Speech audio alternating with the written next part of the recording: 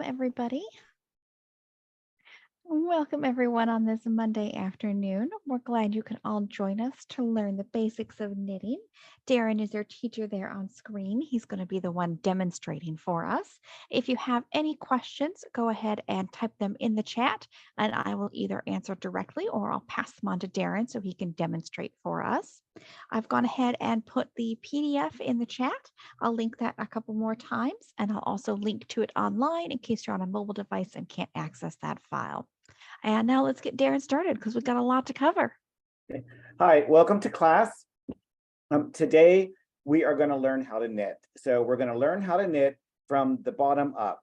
So if you've never knitted before, if you've never had yarn in your hands before, then this is the perfect place for you to get started. So you don't need to know anything at all to take this class. But if you do know a little bit about knitting and you have some experience, it's a great chance to get a review and maybe fill in some blanks, maybe some things you didn't quite understand, but it's always good to get a review. So it's a really exciting class because you can learn a lot.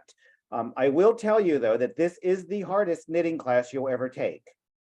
Learning to knit, it's not that hard, and I don't want to intimidate anyone, but once you get that knit stitch down, everything after that is a piece of cake. So, if you can just push through this class and just learn a few little tricks, after that, everything you want to do in your knitting career, it'll be a piece of cake. So it just takes a little bit of practice and just a little bit of patience. And before you know it, you will be well on your way to making all kinds of incredible projects for gifts, for yourself. It's really so much fun. I can't even tell you how much I love it. So and we're going to learn today, we're going to learn all the skills you need to learn to make this cowl. So we're not going to make this in class. I'm going to teach you all of the skills you need to know, and then you're going to practice, because practicing is when the learning will really happen. When you have the yarn and the needles in your hands, that's when the learning will happen. And then after you've had a chance to practice, then you'll be ready to make this. And maybe you'll be able to make it by the weekend, maybe you'll make it before then. It just depends on how much time you have to practice. So, but practice, practice, practice is the key. So let's go ahead and switch to the view of my hands, and we'll go ahead and get started.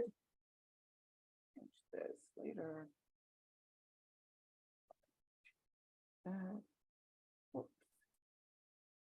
Coming to. Okay, there we go.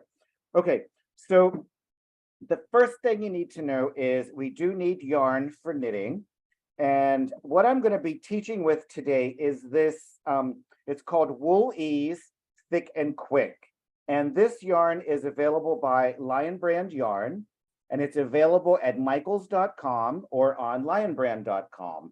And it comes in a very wide assortment of colors. It comes in different types of prints and twists and all different kinds of colors. So you can really find probably your favorite colors already there. So I'm sure there's a lot of so many good colors to choose from.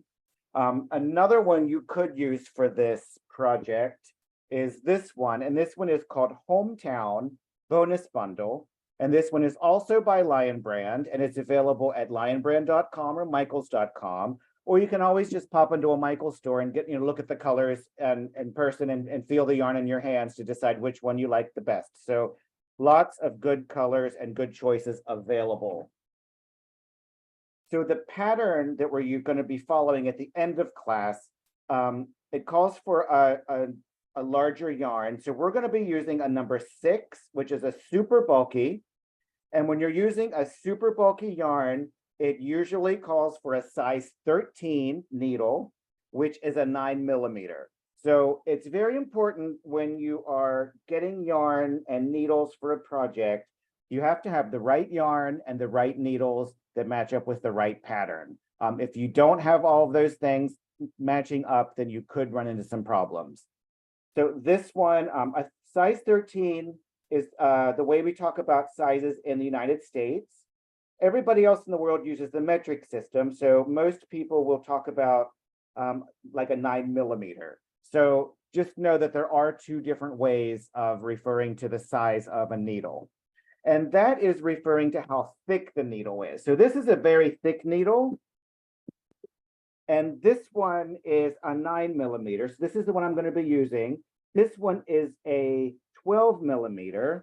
And then this one is much smaller. This one is a 6 millimeter. And they go clear down to like 1 millimeter, which is almost like a size of a pin or a needle. And they go clear up to 25 millimeters, and it's like that big around. So there's all different size needles, and you need to make sure you get the right one. So, and if you're following a pattern, we'll review the pattern at the end of class, and I'll show you, it tells you exactly what you need, what size yarn and what size needle, so you won't have any questions about that. But do you have any questions about yarn, needles, or any kind of selection before we get started, before we move forward? Any questions at all? I do like to have lots of questions when I'm teaching because I want to make sure you're understanding. Okay. All right. So the first thing we have to do when we are knitting is we do have to attach the yarn to our knitting needle. So let me show you how we accomplish that. Take this off. So the way we attach it to our knitting needles, we want to start with a slip knot.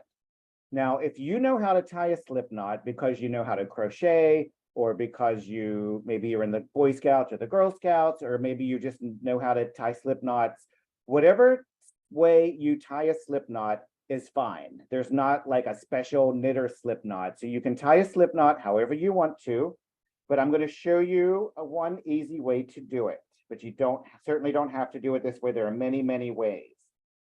So I call this way, it's short over long. And so this is going to be the tail. So this is the short piece, and this is my working yarn. It's connected to the ball of yarn, so that's the long piece. So you take the short piece and you make a circle. And so you put the short piece over the long piece. So that's how I start. You put your hand in the middle, right there. And then you sneak your hand right underneath. And then you're going to hold on to the tail, like just a little loop right there. And then you want to hold the tail and the working yarn together. And then you're just going to just loop it back through. And then you can adjust the size of that and make it just the right size. And that's going to be our slip knot.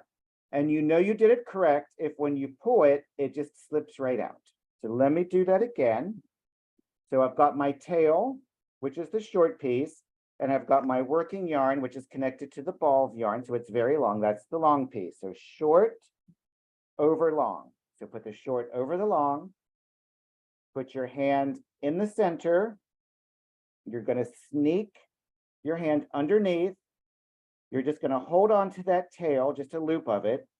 Now you have to hold on to the long piece and hold on to the tail. Otherwise, when you pull it through, it'll just slip through and unravel and you'll get nothing. So hold these two together and then just loop that back through and you'll end up with a slip knot. And then you're just going to pop that right on your knitting needle. You want to cinch it up so it's kind of snug, but everything should move smoothly. You don't want it to be tight. We're not going to ever do this where we pull things tight and it doesn't move. So we want things to move nicely. Okay. Any questions about the slip knot? Do you want to see it again? Any questions at all? Do we have Claire in the class? I don't see Claire. Yeah, I think we're doing good. Okay. Yeah, I don't see you, Claire. I thought you were gone. I was worried for him. I was very worried. Nope, I'm here. Okay, so I'll do it just one more time just to show. So short over long, put your hand in the middle, grab onto the tail, and then loop it back through. Okay, and there is your slip knot. Now I got a really long tail here, so I'm just going to snip that right off so I don't have to retie it. You don't want to have a super long tail or else you'll probably end up knitting with it by mistake. So you do want to have a tail that's about maybe 5 or 6 inches long, but not anything much longer than that, or you will knit with it by mistake, and that's never fun. Okay.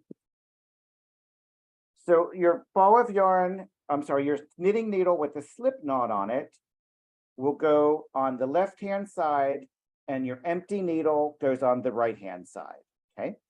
So now that we have our yarn attached to our needle, we're going to do what is called casting on. Now that's going to decide how many stitches we're going to be working with. And so for just today in class, we're just going to practice. So let's cast on 10 stitches, just so we have enough to work with, but not too many. So I'm going to cast on 10 stitches, and that will decide how wide our piece is going to be. So let me teach you the cast on. Now the cast on that I'm going to teach you is called the knitted on cast on. There are many, many ways of casting on, and some are better than others for different types of projects, but this is a good all-purpose cast on you can use. And if you have a friend that knits, they might know a different way, and you can always learn a new way. That's always nice to know a couple ways. So, but for the cast on, you're going to hold the needle in your left hand that has your slip knot on it. You take your right hand needle and you're going to enter that stitch going front to back. So you're going to go front to back and push it through. And then your needles will be in the shape of an X. And so you want to make sure your needles are in the shape of an X because they're kind of going to work together, kind of like a pair of scissors or pliers. If you hold your needles parallel to each other, they will not be easy to knit with. So you want to make sure you're crossing them over. And then you take your working yarn and you're going to wrap it around the right hand needle. So this is the needle that's in my right hand. So it's the right hand needle. You're going to take your working yarn and you're going to wrap it around the right hand needle. And it's very important that you wrap it counterclockwise. So if I hold my needles like this, and if this were the face of a clock, that's like 3 o'clock.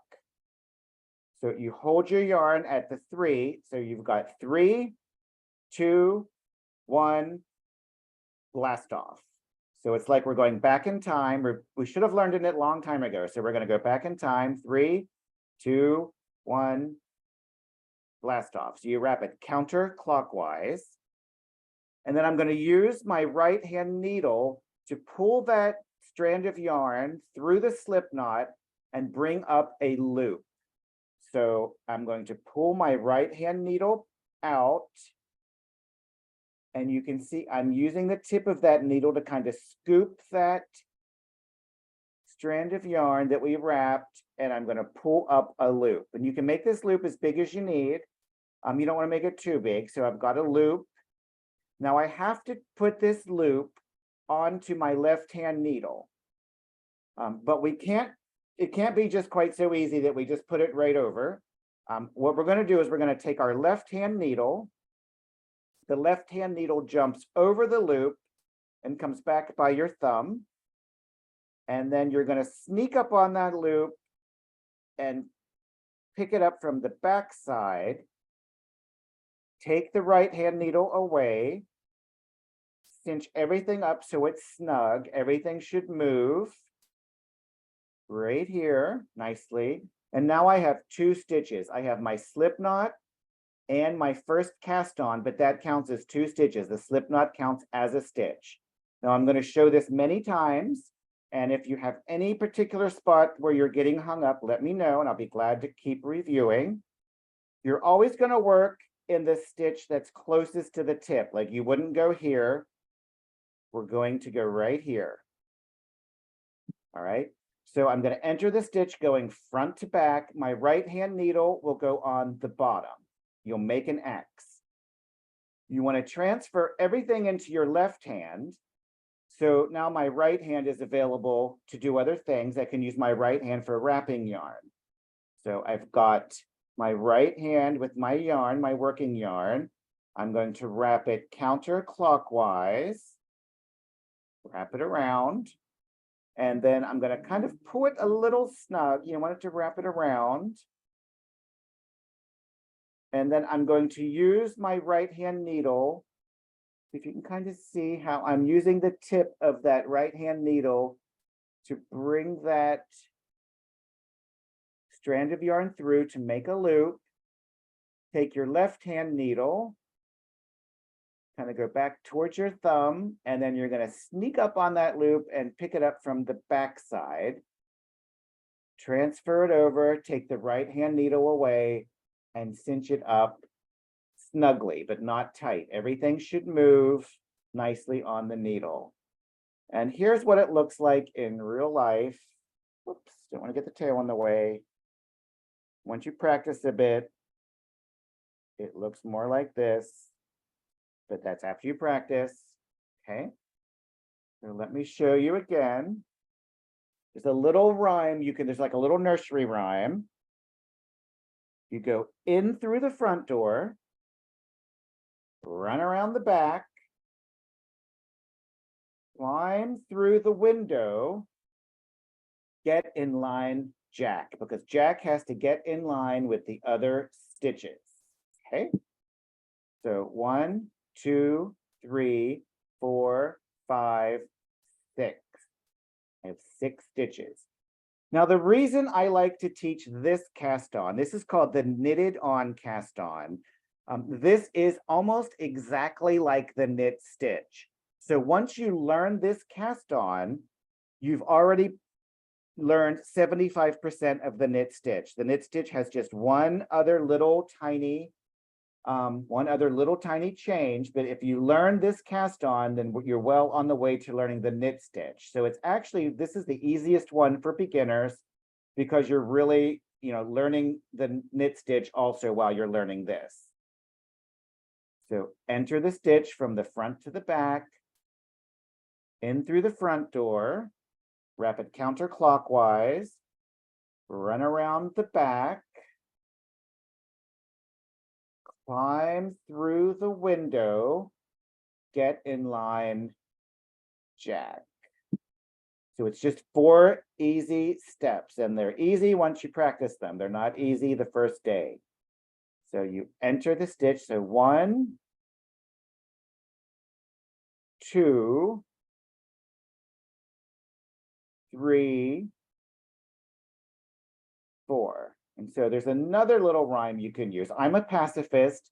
I like the first one. This one is a little more violent in case if you're a more aggressive person. You can stab it,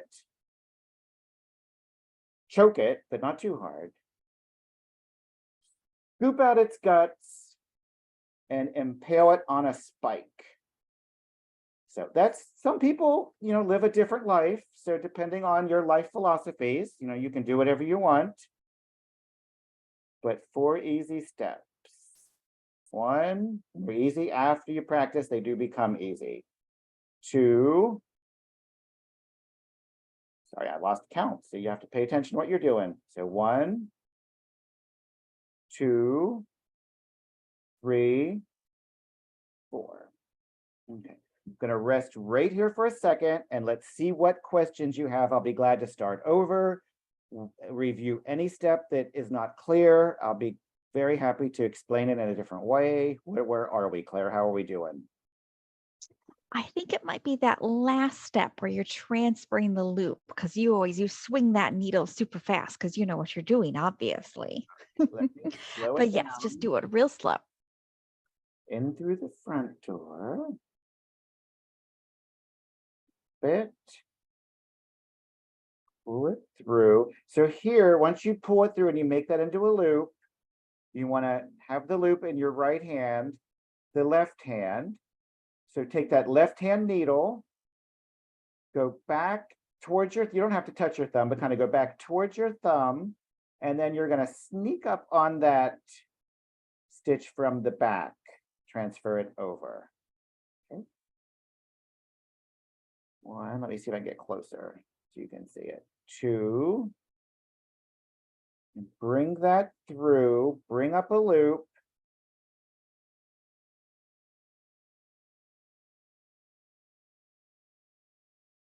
Does that help clear anything up?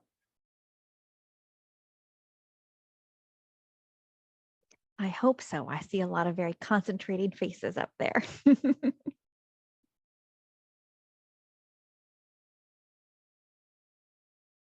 But I promise you, once you get these steps down, everything is easier from here. It's all downhill from here. This is the hardest part. So over and then sneak it up from the back.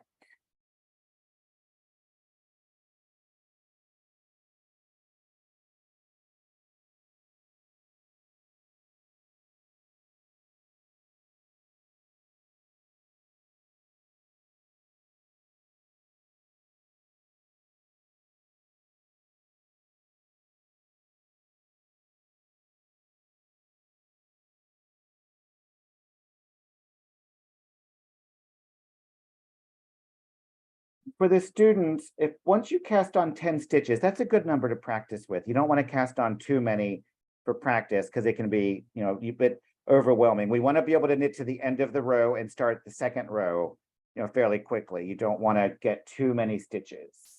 Okay. What questions do we have now, Claire? Does that help? Oh, we've got a couple people who wants to go all the way back to the very first stitch, I believe. I don't know if we want to get into the knit stitch first and go back. We're almost halfway through class right now. So, What do you think we should do, Claire? uh, you know better than me how much we have to cover here. So, We'll quickly start over, but just remember you can, tomorrow this class will be available to rewatch. So you'll be able to rewatch it tomorrow, but we'll start over and we'll kind of go real quick, but we do have a lot to cover.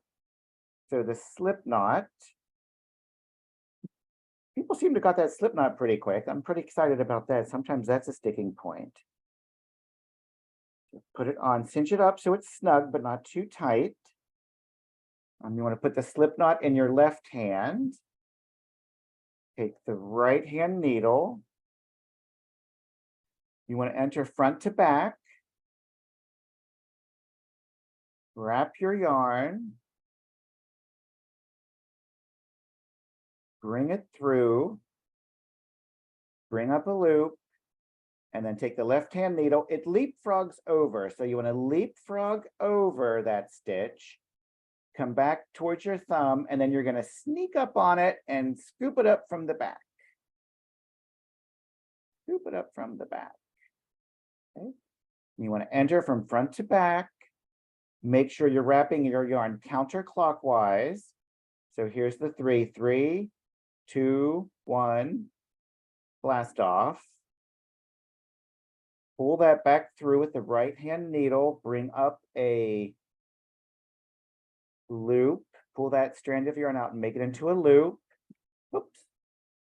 And then you want to take your left hand needle, it leapfrogs over back towards your thumb and scoop it up.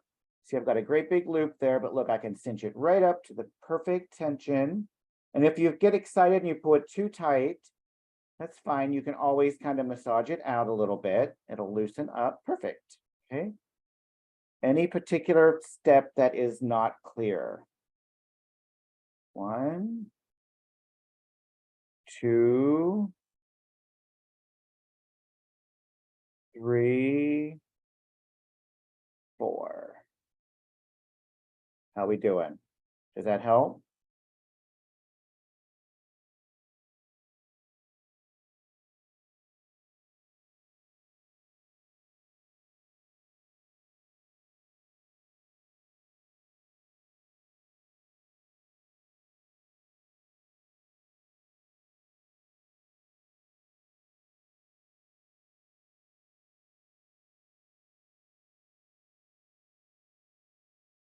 And make sure you count your stitches. 1, 2, 3, 4, 5, 6. Let's just do 10 for practice.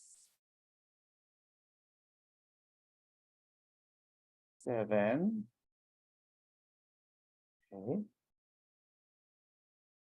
In through the front door, run around the back, climb through the window, get in line, jack.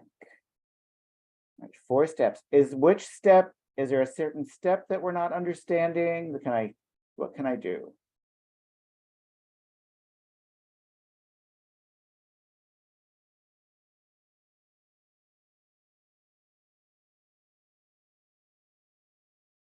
hopefully that review going a little more slowly helped. It is a little awkward at first because you're managing the yarn and the needles and your hands have a lot to hold on to. So, Yeah, one thing you can do, you do have 2 needles and yarn. So you enter the stitch like this. Once you enter the stitch, you can transfer everything to your left hand. And now my right hand's available to, I can do other things with my right hand. I can wrap my yarn with my right hand. So wrap your yarn, and then that makes it a little bit easier. And then you can kind of hold your yarn in your right hand while you're holding the needle and bring it through.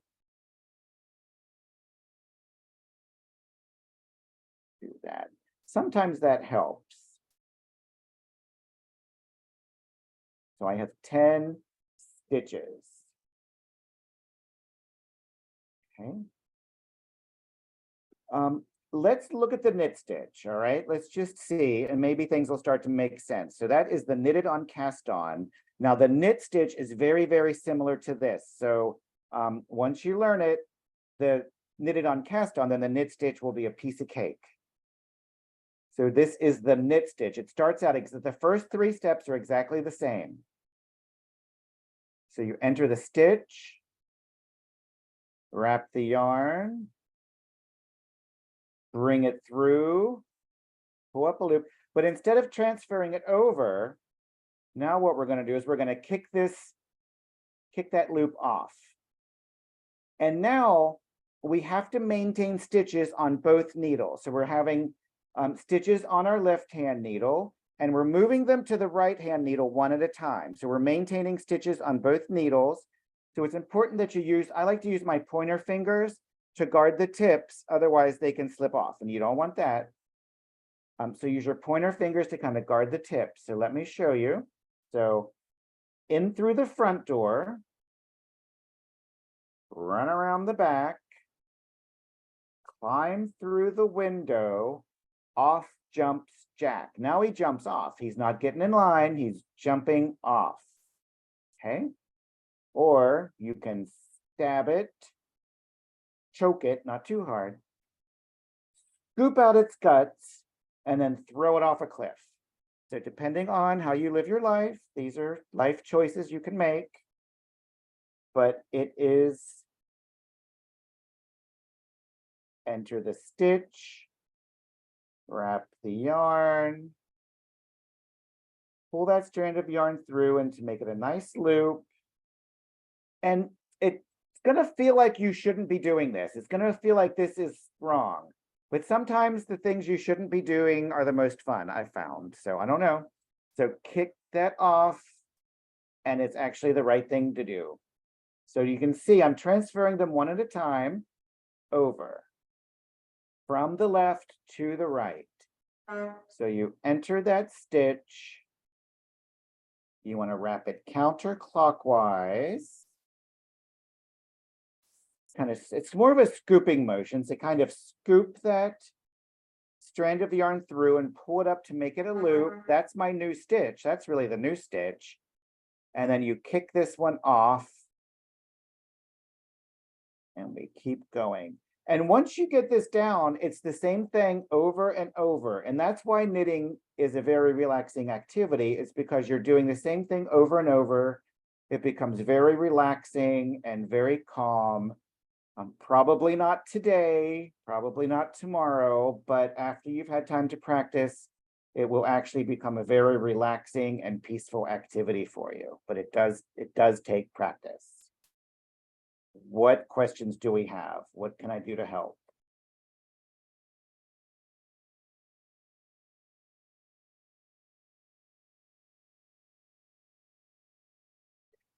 So here's the last stitch.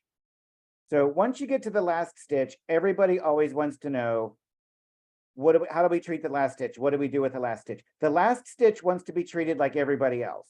So we're not going to do anything to the last stitch different. We're going to treat the last stitch like we treat everybody else. We're not going to discriminate against that last stitch. We're just going to enter the stitch, wrap. See, I'm using my tail. Don't knit with your tail. Wrap your yarn, pull it through, transfer it over. So the last stitch wants to be treated like everybody else. So I have no stitches on my left-hand needle. So you're going to lay that down for a second. So sometimes they'll be all twisted up in your hand. Sometimes it looks messy. So just kind of take a second, straighten them out. Yeah, sometimes I'll give it a little snug to kind of, you can kind of make sure it's not too tight.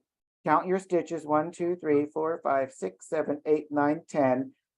When you're learning how to knit, it's easy to lose a stitch or add a stitch by mistake. So that's why I encourage you to use only 10 stitches for practice and then count your stitches at the end of every row to make sure that you're not losing or adding a stitch, because that can happen. And then you're going to take all of the stitches in your right hand move them over to your left hand and take the left hand needle in your right hand, and we're just going to start it over again. All right. So I'm going to enter the stitch, wrap the yarn. You kind of scoop that through and make a loop, and then transfer it over. And then, see, the good news is there's not a lot to learn to start. I live in Brooklyn and there's a lot of traffic out there. I'm sorry, I do apologize. Sirens and horns. And once you get that first row knitted, for what we're learning now, every row is just the same. So once you learn these few little steps and get practiced with them, you are well on your way to knitting all of the things you want to learn to knit.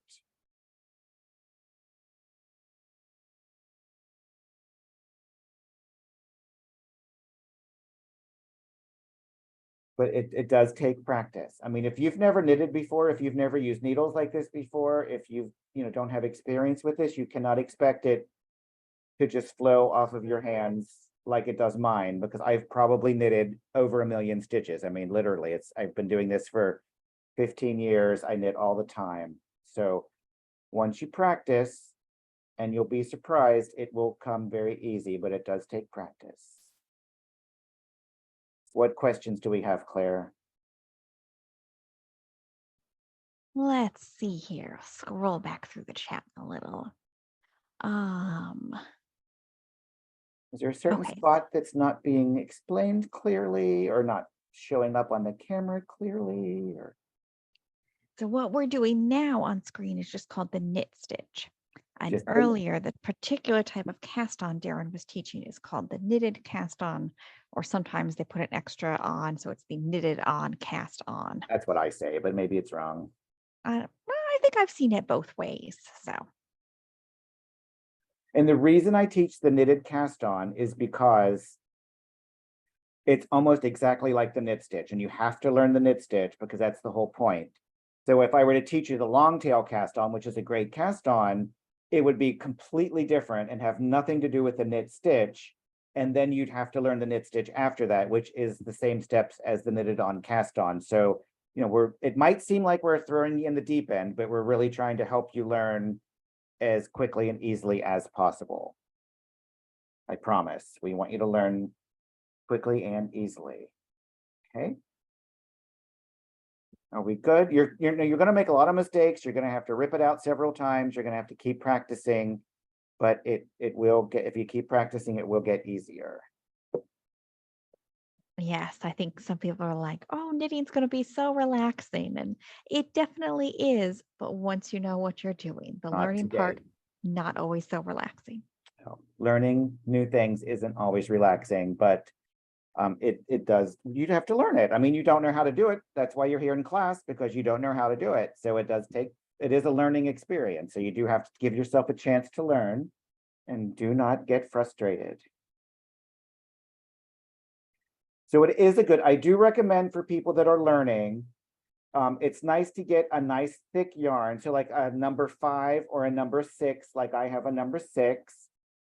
You want to get larger needles that match your yarn. So I have a size 13 needle, because it's easy to see your stitches. It's easy to see the shape of your stitches and how they're forming. If you're using really, really tiny yarn, it is harder. And I learned on really tiny yarn that was dark brown with metal needles, and all of those things are not ideal for beginners. So a light colored yarn with wooden needles are less slippery, so they're good for learning.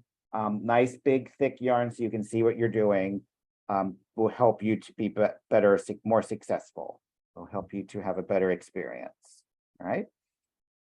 Are we ready to see some new things, or what do we want to do, Claire? We have about 20 minutes Got left. about 20 minutes left. Yep. We want to leave enough time to go over the pattern at the end of class. So, all right. So let's just go on ahead, and I'll show you. And remember, you can rewatch this tomorrow after it's been posted, after the recording's been posted. So once you've been knitting for a long time and you're making a scarf or you're making a hat or whatever you're making, eventually you're going to either run out of yarn or maybe your yarn, sometimes your yarn has a knot tied in it. And when you knit to a knot in your yarn, you want to untie that and rejoin, or maybe you want to change colors and make a stripe. So there's different reasons why you would want to add a new ball of yarn. Maybe somebody's going to sneak up behind you someday and just cut your yarn. That would be a terrible trick. So watch out for that. But so now that my yarn's been cut, I have to add another ball of yarn. And I'm going to do it with a different color to show you, so you can clearly see what I'm doing. But this is the same thing you would do if you wanted to add the same color or whatever. All right. So this isn't long enough to knit with. I can't do anything with this, right? That's no good. So all I'm gonna do is I'm just gonna hold it out of the way. I'm gonna put it to the back and I'm just holding it out of the way so I don't knit with it by mistake. That's it. That's all I've done.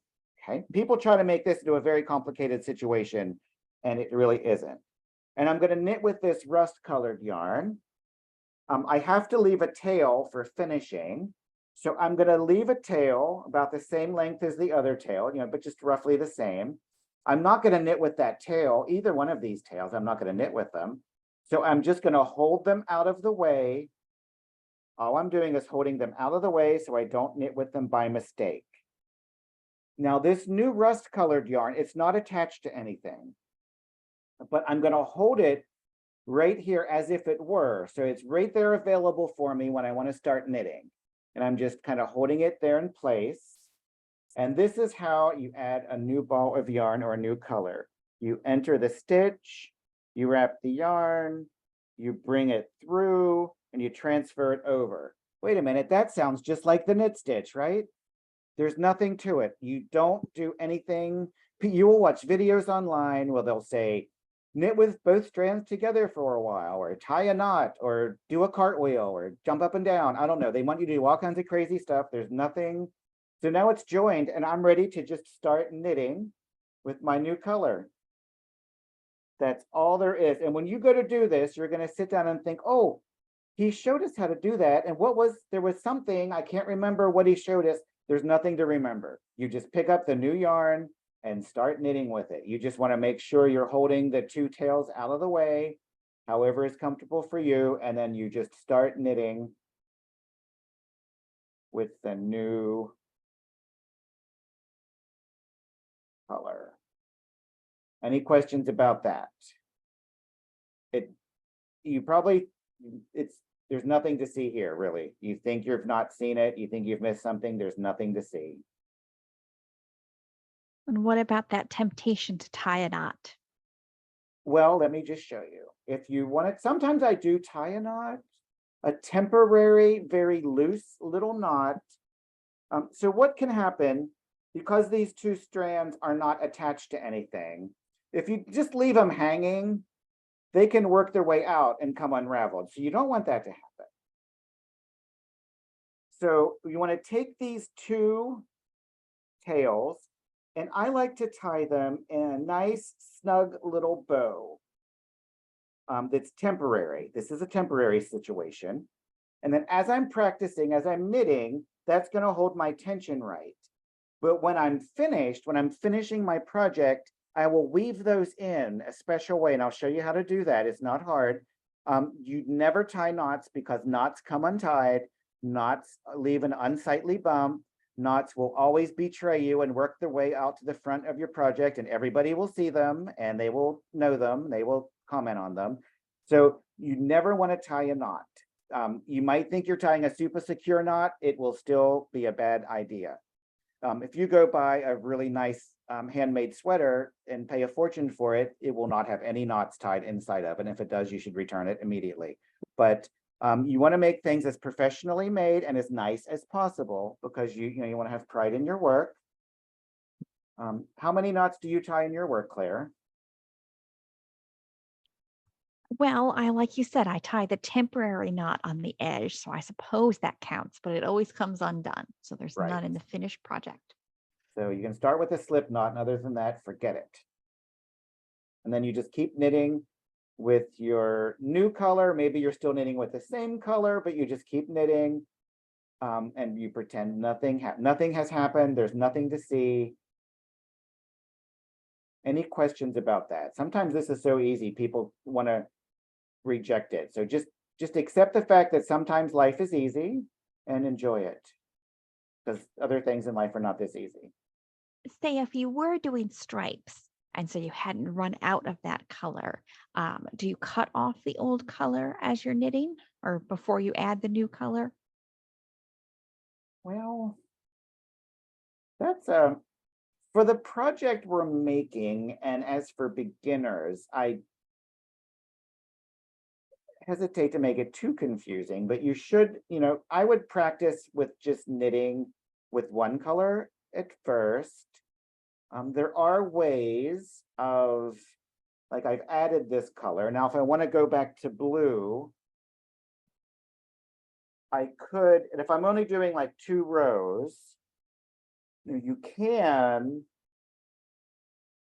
leave that orange one attached and start knitting with the blue.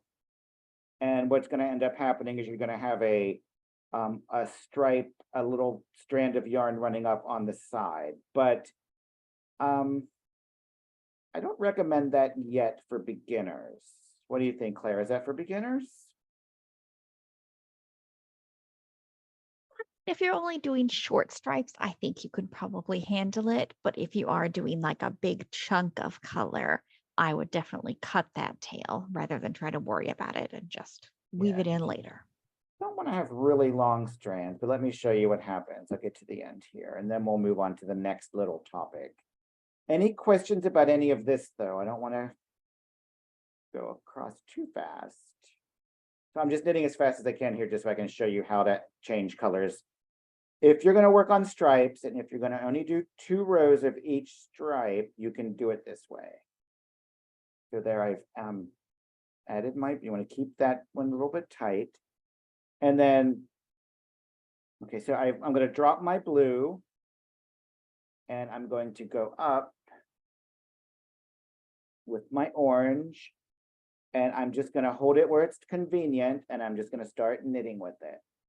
And that's one way you can do stripes, and then that way you don't end up with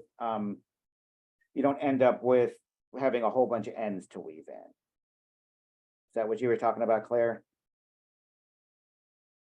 Yeah, exactly like that. Yeah. And let me get to the end of this row, and then I'll show you what to do. And I want to show you how to weave in the ends, and we do need to learn how to bind off because there's a special way of finishing. So let me get rid of some of these. I'm going to end my project here in a few minutes. So the way we did that stripe, we end up, see, with some of these colors. See, I've got this blue, kind of this vertical kind of float. See, I've got this orange going from here up to here. And because it's a short stripe, it doesn't look like much. So you can do it if you just have 2 rows to do. All right. So you could continue on and make a scarf that's 6 feet long like this. Just keep knit. The more you knit, the more you keep knitting on a project like this, it will keep getting longer. If you wanted to make something like a really wide scarf, you would cast on more stitches. So that's kind of the difference. If you cast on a lot of stitches, it'll make it wider. And then if you knit more rows, it makes it longer. It makes it grow this direction. But just for class today, I'm just going to knit this little piece because I do need to teach you how to bind it off. If you just take it off the needles like that, it'll unravel. So we can't do that. Let me show you how to bind off. So it starts out just like knitting. I'm going to knit 1 stitch, and then I'm going to knit the 2nd stitch. So you want to have 2 stitches to work with. You want to take the 1st stitch, kind of stretch it a little bit. It leapfrogs over the 2nd stitch. You drop it off the end, and it loops around that stitch. So it's not going to unravel. It's kind of securely looped around it. And now you have to knit another stitch. So I have 2 stitches. You can do this with your finger. You can kind of stretch that stitch, hold that 2nd one. So the 1st one leapfrogs over the 2nd one. It drops off the needle, and now I just have one stitch left. And this secures your work so it does not unravel. And you want to do this, try to do this as loose as possible because it does tend to be tight.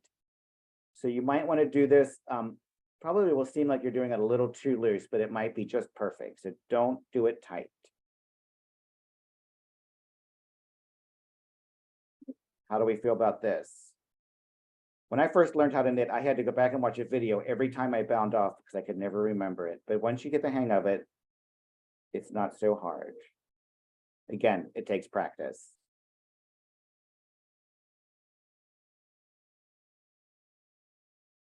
And sometimes for beginners, it's easier to do it with your finger. So pinch that first stitch, hold the second one in place. It jumps over, leapfrogs over, drops off the end. And then now that becomes your first stitch. So 1, 2, so I have 2 stitches, leapfrog over, drop off the end, maintaining a stitch.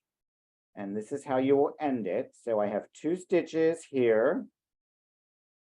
It leapfrogs over, drops off the end. Now I only have 1 stitch, right? So how you end it with when you get down to 1 stitch, you just hold it like this, and then you're going to take that needle and you're just going to pull it straight up. I'm going to do it slow so you can see, and you pull it straight up until that tail comes through, and it'll just pop through, and then you're finished, and it will not come unraveled. All right. And again, you want to try to make this, practice it first. Don't do it on your project the first time. Practice it, and you want to try to do it loosely so it'll be stretchy, okay? Now we would have to weave in our ends. So you go back and untie all of these little bows. And I'm going to use a silver needle. I think that'll show up best. So you want a large-eyed blunt needle, so it's not sharp. We're going between the strands of yarn. We're not piercing them. And you want it to have a large enough eye to put your yarn through, okay? And sometimes it's hard to get the yarn to go through the needle. So you can kind of twist it up tight, wrap it, and it's like a little piece of scrap paper. And then you can use that to pop it right through. And that sometimes makes it easier if it's hard for you. If sometimes the eye of the needle is smaller than others, and that will help. Now you do want to weave the ends in on the same color. So I'm going to weave my orange end in here where this orange stripe is right here. So I'm going to go up through here and then down. So you can see I'm kind of going up through the blue one. So this is kind of shaped like a frown. If you look at it this way, it looks like it's frowning. So you go up through that one. And then this one looks like kind of like a smile if you're looking at it this way. So you go down through it. So the way those stitches kind of fit together, it looks like they're kind of fitting together like this, kind of like concave and convex fitting in together. So you always want to kind of go up through the opening. I mean, if you do it the other way, it's not the worst thing that could happen. And then, well, I'm going to do it. Go down. You want to go about, ideally, like 3 inches one direction, and then you want to go up to the next row, and then go back the opposite direction. Now my tail is a little short. See, I kind of left it a little too short, and it's going to make it hard to weave in, but what I'm going to do is show you a little trick. So what you can do is you can weave the needle up and down through, being careful not to pierce the yarn, just going through them. And then you can pull that through, and it makes it a little easier. And then what you want to do is you want to kind of massage it out so that you didn't pull it too tight. And you want to go ahead and snip that off, kind of give it a little snug, snip it off, and that'll disappear down into your work, into your fabric, and you don't want to tie any knots. It'll be secure, it'll be beautiful, it'll be soft, it won't come unraveled, you won't have that ugly knot. All right? You would do the same with all of these. You would weave the blue ones in, because this is striped, it's not quite so bad, but if you had really wide stripes like this, you would want to make sure you're doing it on the similar colors. Any questions about that?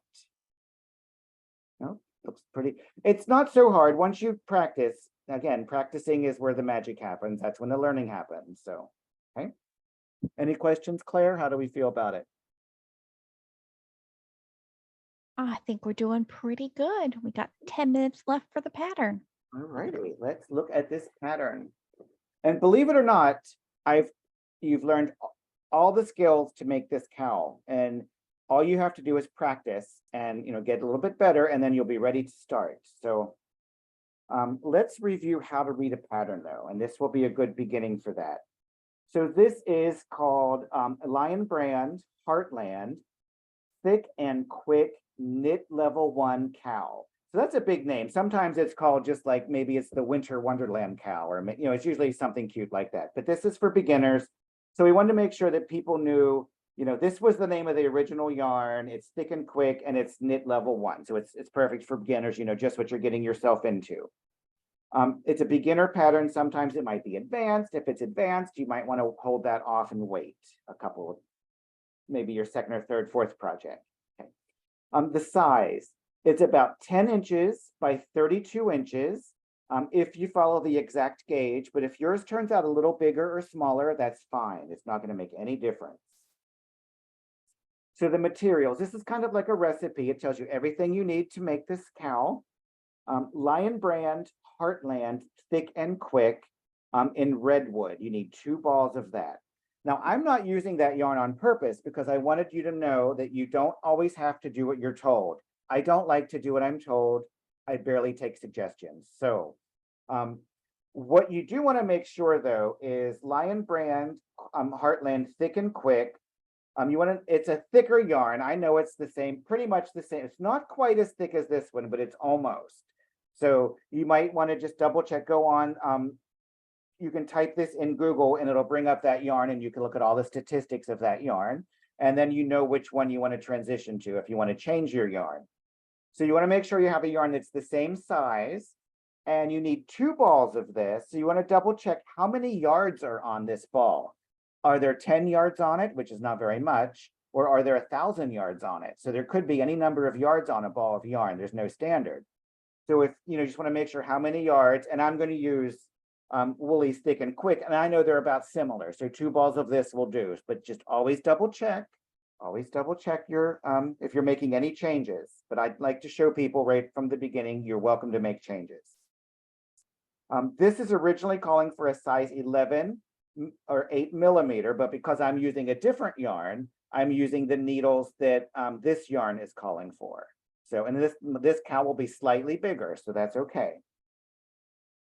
Now, what gauge means is if your stitches are the exact same size as the designer stitches, that means your project will be the exact same size as the designer's project. But for a project like this and for beginners, we're not going to get hung up on that. So if you're knitting a little looser or a little tighter, that's going to be fine. But once you start making sweaters, especially if you want something to be very form-fitting, or if you want to make a pillow cover that's 24 by 24, it needs to be that size to fit your pillow, then gauge starts to become very important. But for these beginning projects, it's not so important. So don't worry about that yet. Just kind of keep it in the back of your mind that that's going to be something we're going to need to learn about later. The cowl is worked in one piece, then twisted and sewn together. Sometimes things are worked on a diagonal, maybe it's side to side, top up, bottom down. That just kind of gives you an idea of how you're approaching the project, just so you have a little bit of foresight on what's going to happen. All right, so making this cowl, that's just all preliminary knowledge. That's just all like kind of getting ready. So now we're actually getting into the cowl. How do we make it? We're going to cast on 28 stitches. Okay, that doesn't sound too bad. We're going to start with a slip knot, and we're probably going to use the knitted cast on since that's the one we know. And you're just going to cast on 28 stitches. And remember, the slip knot will count as a stitch, so count each loop on your needle will count as a stitch. So make sure you're counting each one. Work in garter stitch. Now we learned the knit stitch. How am I going to tell you to use garter stitch? That's crazy, right? what garter stitch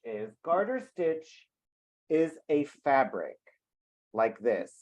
I wish they would have named it garter fabric, but they didn't let me name it. So somebody named it garter stitch. So the way you make garter stitch is you use the knit stitch. You knit the front and the back of every stitch. So you knit it across, you change your hands, you knit the back side, knit it across. You just keep knitting every stitch on every row, and that creates garter stitch. So that's all we do. We're just going to use the knit stitch. That's what we know. That's what we're going to do. And somehow they named it garter stitch. So just remember, if you knit every stitch on every row, you create this beautiful fabric. It's very stretchy and it's kind of plush. It's called garter stitch, but we're going to use our knit stitch to make it. Okay. So we're going to work in garter stitch, which means knit every stitch on every row until the piece measures about 32 inches. So maybe you want yours to be tight. Maybe you want yours to be really long. You could go 28 inches. You could go 50 inches. You can do, it's your piece. You can do whatever you want. Maybe you'll like it. Maybe you won't if you make changes, but you know, that's the choices we make. So make it about 32 inches from the beginning, and then you're going to bind off and then cut your yarn, leaving a 20-inch long tail. Now, the reason we're leaving such a long tail is because we're going to use that tail for seaming, and that will be one less end we have to weave in. So it's going to save you a little bit of work at the end. So leave yourself a very long tail, and then after you bind off, cut it, leaving a long tail. So all we have to know how to do is cast on, knit, bind off, and weave in our ends, and you've pretty much made the cow. So I think with some practice, we can all do it. After you're finished knitting, this is up a little bit. After you're finished, what you're going to end up with is this long rectangular piece. It's going to look like a short scarf, and we're going to fold it in half. Now, if you wanted to just make a scarf, you could get 4 balls of yarn or 5. Just keep knitting like this and make it into a long scarf. You can certainly do that if you don't want a cow. So there's, once you learn to make this, you can make a few little changes and make all kinds of stuff. So what the pattern wants you to do is you're going to lay it out. You're going to lay it out like this, flat, so it's beautiful. It's not wrinkled or it's not twisted or anything. The pattern wants you to put one twist in it. So what we're going to do is we are going to then twist it. We're going to put one twist in it like that. All your little messy things out of the way. So now we've got it twisted. And what that's going to do is that's going to create kind of like a decorative feature. It's going to make it look really pretty. If you don't want the twist, let's just say you hate a twist. You're living the twist-free life. So you can just not twist it. Again, this is your project. If you're a twisty or if you're not a twisty, make your choice and live your life accordingly. But just for the sake of arguments, we're going to put the twist in it. Just make sure it's just one there. If you do too many, it's going to be funny looking. And now we're going to seam it. Now, if you don't like sewing, and if maybe you haven't had good luck sewing in the past, you don't have to have anxiety because this is very easy. This is not like sewing a shirt or a dress or something. It's very easy.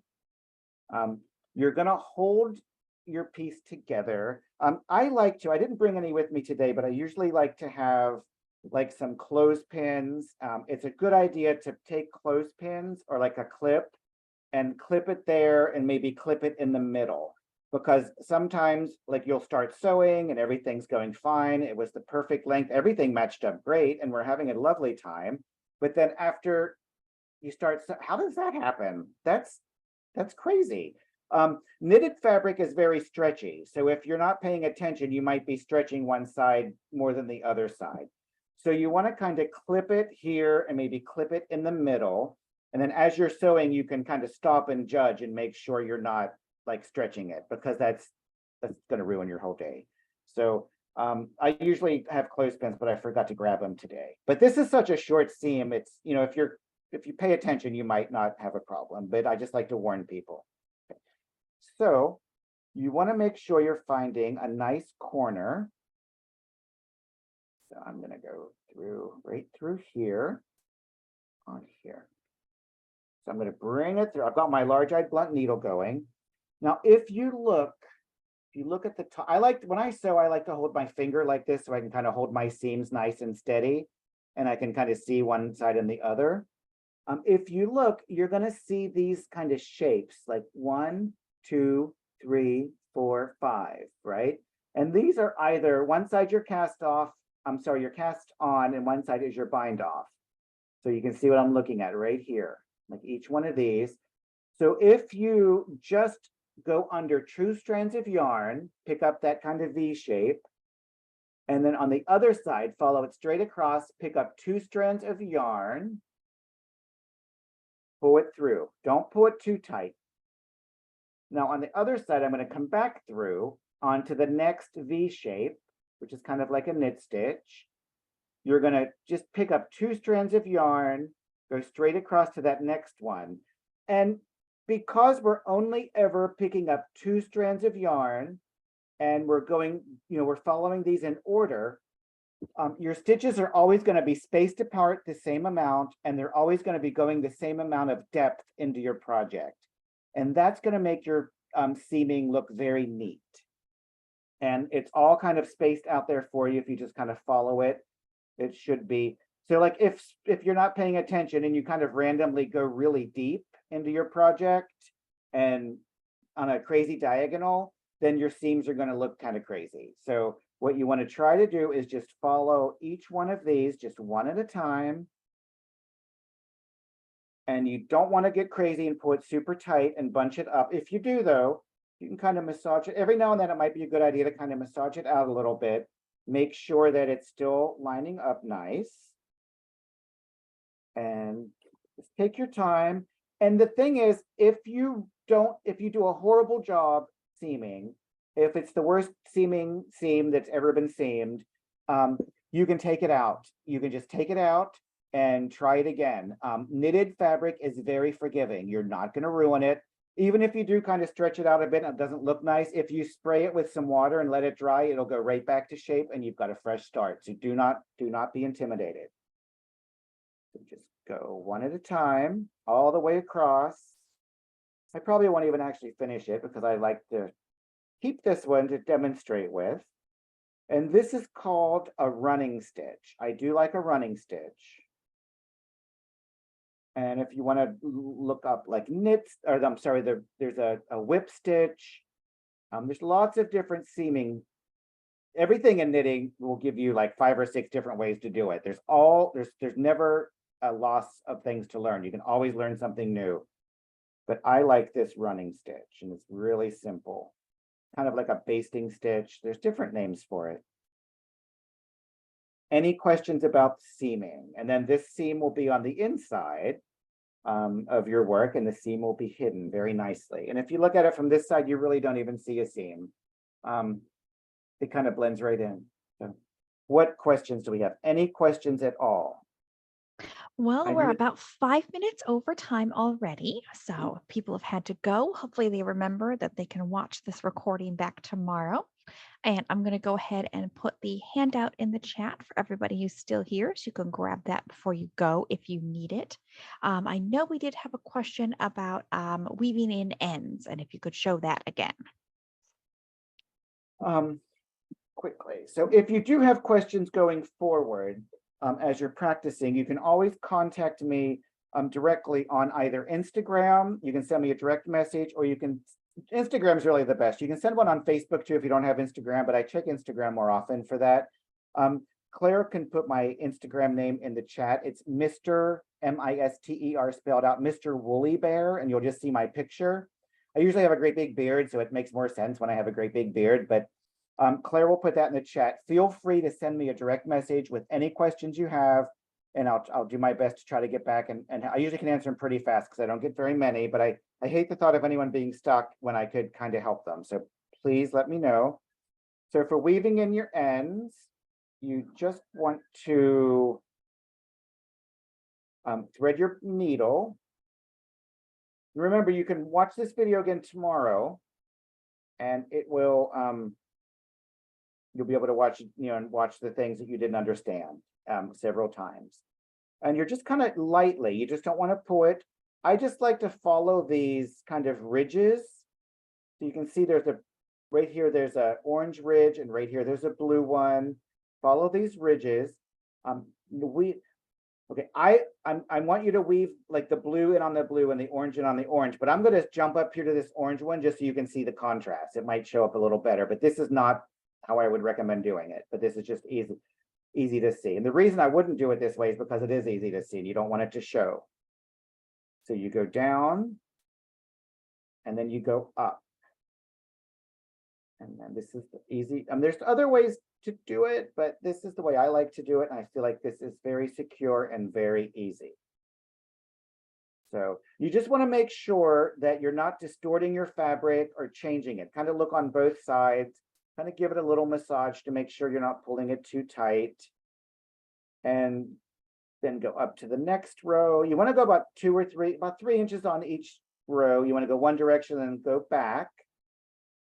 And then again, I kind of left my tail a little short. So if you left your tail short like I did, you can either leave a longer tail, or then you can weave your needle like this. And then you can just pull it through.